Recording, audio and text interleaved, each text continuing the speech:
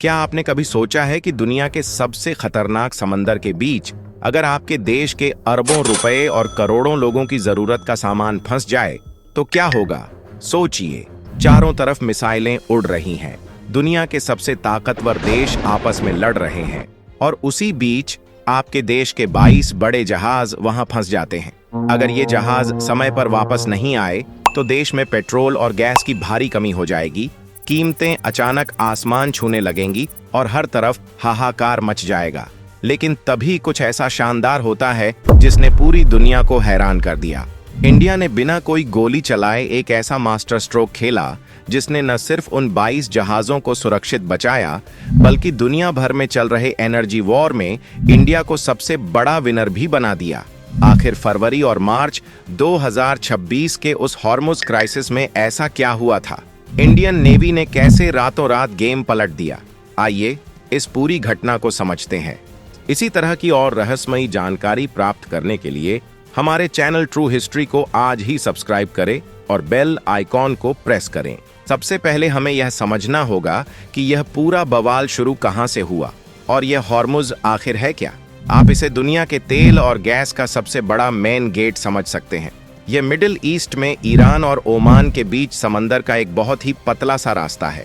यह रास्ता इतना ज्यादा जरूरी है कि दुनिया भर का लगभग 25% कच्चा तेल और 20% एलएनजी गैस इसी रास्ते से होकर गुजरता है। इसका सीधा मतलब यह है कि अगर इस रास्ते को गलती से भी कुछ दिनों के लिए बंद कर दिया जाए तो पूरी दुनिया में पेट्रोल, डीजल और कुकिंग गैस की भारी कमी हो जाएगी। गाड़ियां सड़कों पर रुक जाएंगी, बड़ी बड़ी फैक्ट्रियां बंद हो जाएंगी और दुनिया भर के देशों की इकोनॉमी खतरे में पड़ जाएगी। हमारा देश इंडिया अपनी जरूरत का बहुत बड़ा हिस्सा इसी रास्ते से मंगाता है। सऊदी अरब, यूएई, कतर और इराक जैसे देशों से जितना भी तेल और गैस इंडिया आता है वो सब इसी हॉर्मुज के रास्ते से होकर हमारे पोर्ट्स तक सुरक्षित पहुंचता है। इसलिए इस रास्ते का हमेशा खुला रहना इंडिया के लिए बहुत ही ज्यादा जरूरी है। लेकिन 2026 की शुरुआत में अचानक कुछ ऐसा हुआ जिसकी उम्मीद शायद किसी को भी नहीं थी। फरवरी 2026 का समय पूरी दुनिया के लिए बहुत ही ज्यादा टेंशन वाला था। अमेरिका, इजराइल और ईरान के बीच की दुश्मनी अपने सबसे खतरनाक लेवल पर पहुंच चुकी थी। हालात इतने ज्यादा खराब हो गए कि इनके बीच सीधा युद्ध शुरू हो गया। जब यह युद्ध शुरू हुआ तो ईरान ने पूरी दुनिया को डराने और अपने दुश्मनों पर भारी दबाव बनाने के लिए अपना सबसे बड़ा पत्ता चल दिया। ईरान ने तुरंत ऐलान कर दिया कि वो हॉर्मुज जल्द मरुमध्य को पूरी तरह ब्लॉक कर रहा है। यानी अब इस समंदर के रास्ते से कोई भी कमर्शियल जहाज, तेल का टैंकर या गैस का जहाज बिल्कुल भी नहीं गुजर पाएगा।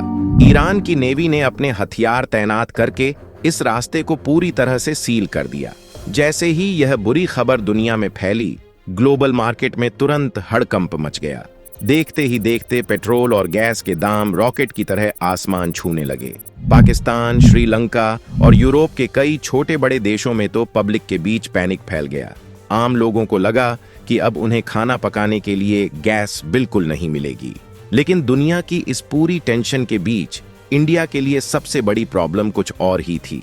जब ईरान ने इस रास्ते को अचानक ब्लॉक किया, ठीक उसी समय इंडिया के 22 बड़े कमर्शियल जहाज इसी इलाके में मौजूद थे। ये कोई छोटे मोटे या आम जहाज नहीं थे। इनमें इंडिया की एनर्जी जरूरत का बहुत ही जरूरी और महंगा सामान लदा हुआ था।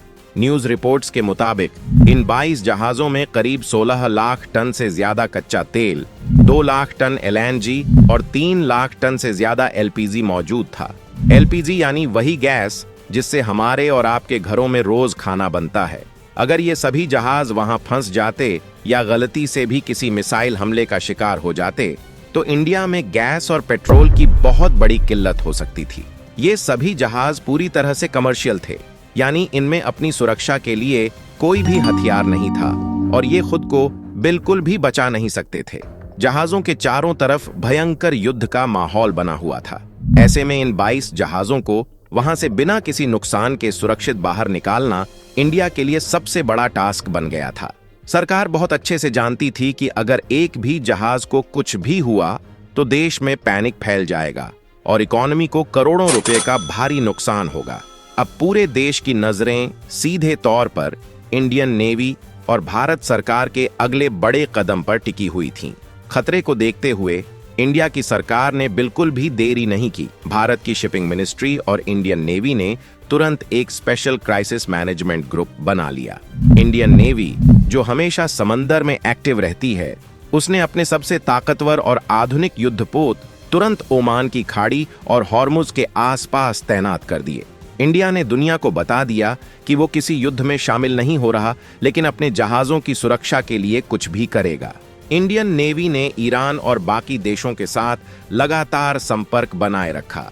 इंडिया की विदेश नीति की अच्छी बात यह है कि हमारे संबंध अमेरिका और इजराइल से भी अच्छे हैं और ईरान के साथ भी दोस्ती है।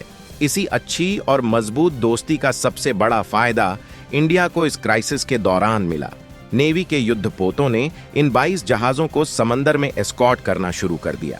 यानी नेवी के बड़े जहाज इन जहाजों के आगे पीछे एक मजबूत सुरक्षा कवच बनकर चले।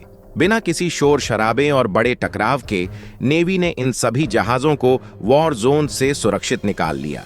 कुछ ही समय में धीरे धीरे ये सभी 22 बड़े जहाज इंडिया के अलग अलग पोर्ट्स पर बिल्कुल सुरक्षित पहुंच गए। यह इंडियन नेवी का एक बहुत ही शानदार और सक्सेसफुल रेस्क्यू ऑपरेशन था, जिसकी तारीफ बाद में पूरी दुनिया में बहुत ज्यादा हुई। सिर्फ जहाजों को बचाना जीत नहीं थी, दुनिया का जो एनर्जी वॉर था उसे इंडिया ने कैसे जीता, असली मास्टर स्ट्रोक वो था। हॉर्मुज ब्लॉक होने पर बाकी देशों में फ्यूल की भारी कमी हो गई। पाकिस्तान को बहुत महंगे दामों पर इमरजेंसी गैस खरीदनी पड़ी, लेकिन इंडिया में आम जनता को इसका जरा सा भी पता नहीं चला। पेट्रोल पंप पर लाइन नहीं लगी और गैस सिलेंडर टाइम पर मिलते रहे। ऐसा इसलिए हुआ क्योंकि इंडिया की मजबूत प्लानिंग पहले से तैयार थी। पहला कदम था इंफ्रास्ट्रक्चर अपग्रेड। इंडिया ने शांति से अपने गैस टर्मिनल्स की संख्या को 2 गुना कर लिया था। हमारे पास तेल स्टोर करने के बड़े रिजर्व बन चुके थे। सप्लाई रुकने पर इंडिया ने इन्हीं रिजर्व्स का इस्तेमाल किया। दूसरा स्मार्ट कदम था किसी एक देश पर डिपेंड न रहना। पहले इंडिया ज्यादातर तेल मिडिल ईस्ट से लेता था, लेकिन सरकार ने अमेरिका और रूस से भी गैस खरीदना शुरू कर दिया था। इसलिए हॉर्मुज बंद होने पर भी वहां से जहाज बिना रुकावट इंडिया आ रहे थे, क्योंकि उनका रास्ता अलग था। इस समझदारी ने पूरे देश को एक भयंकर एनर्जी क्राइसिस से बहुत आसानी से बचा लिया। इस क्राइसिस ने साफ साबित कर दिया कि इंडिया अब दुनिया में चुपचाप या शांत नहीं बैठता, बल्कि वह मुश्किल से मुश्किल हालात को कंट्रोल करना बहुत अच्छी तरह जानता है। हमारी ताकतवर नेवी और समझदार सरकार ने मिलकर न सिर्फ अपने लोगों की सुरक्षा की, बल्कि देश को एक बहुत बड़े ग्लोबल खतरे से भी आसानी से बचा लिया। अगर यह जानकारी आपको पसंद आई हो तो देश की इस शानदार जीत के लिए वीडियो को लाइक और शेयर जरूर करें। ऐसी ही बेहतरीन और सच्ची जानकारियों के लिए हमारे चैनल को अभी सब्सक्राइब करें। जय हिंद।